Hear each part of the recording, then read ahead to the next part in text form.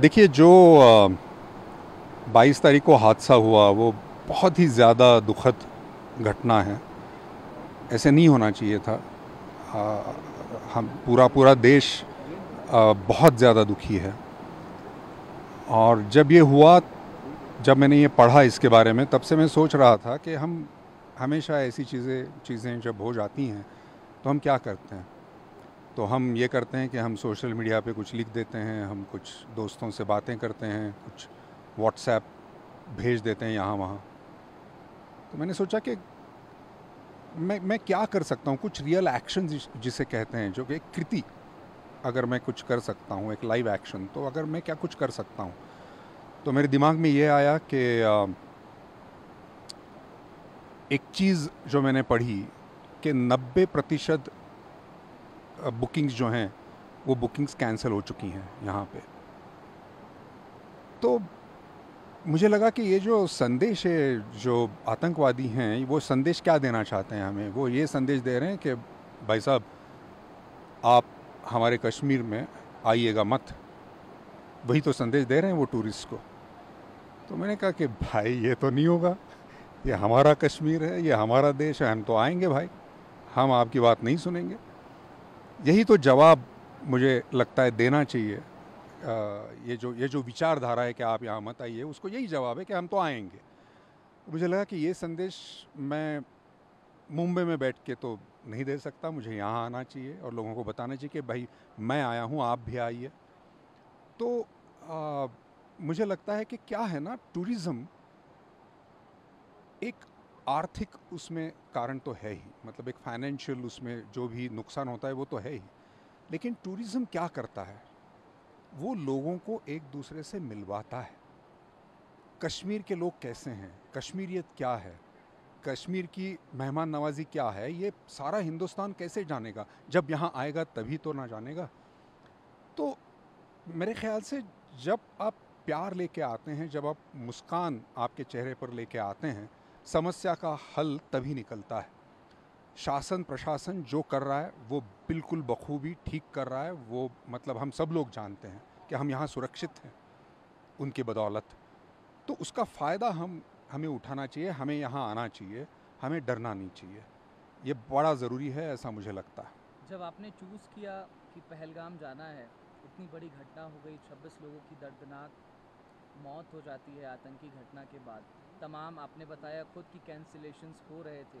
थोड़ा भय नहीं लगा आपको कि कहीं और चूज़ कर लेते हैं, इसके अलावा कहीं और चले जाते हैं, कश्मीर में ही या फिर लद्दाख चले जाते हैं? पहलगाम आपने चूज़ अगर किया। कहीं और चले जाते तो फिर ये जो संदेश देना है वो कैसे देते। इतनी हिम्मत तो हमें करनी ही पड़ेगी ना भाई। देखिए, हम हमेशा कहते हैं कि देश के लिए कुछ करना चाहिए, देश कार्य, देश के लिए काम। तो ये देश के लिए काम है, हमारी जनता के लिए काम है, ये कश्मीर के जो लोग हैं उनके लिए है। आ, ये प्यार के लिए है जो एक दूसरे में होना चाहिए। हमारे जो देशवासी हैं सब में ये होना चाहिए। तो इसीलिए ये है। तो इसके लिए थोड़ी अगर हम हिम्मत ना दिखाएं तो फिर और कौन सी चीज़ के लिए हिम्मत दिखाएं। कश्मीर है, उसको बॉलीवुड ने भी हमेशा हाथों हाथ लिया है।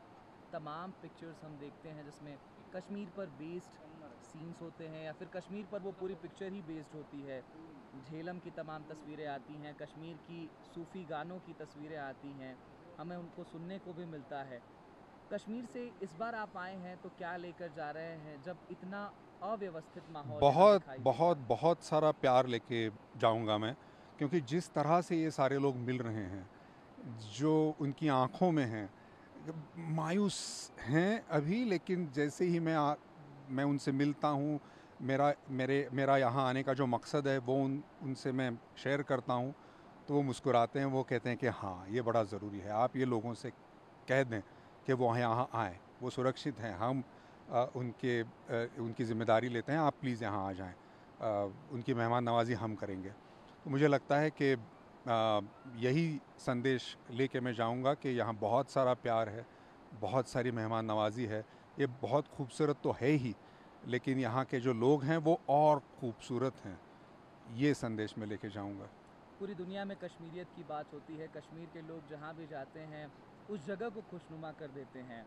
आपने भी कश्मीर पर कुछ लिखा है, मैं सुन रहा था थोड़ी देर पहले। जी।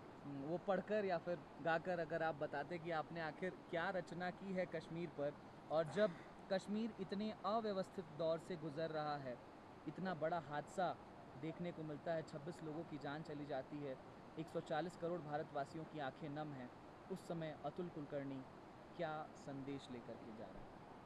आ, मैं जब आ रहा था तो हवाई जहाज़ में वही सोच रहा था कि अब मैं उतरूँगा श्रीनगर, तो कुछ पंक्तियाँ मेरे दिमाग में आईं, वो सुनाना चाहूँगा। ये ये जो पंक्तियाँ हैं ये हमारे देशवासियों के लिए हैं, तो ज़रूर सुने।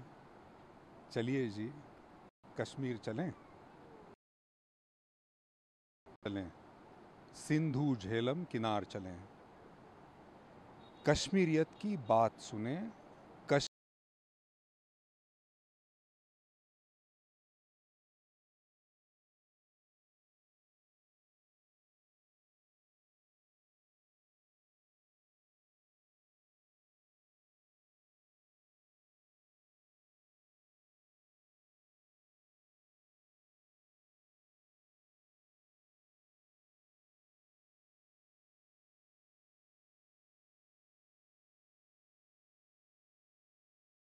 कश्मीर चलें।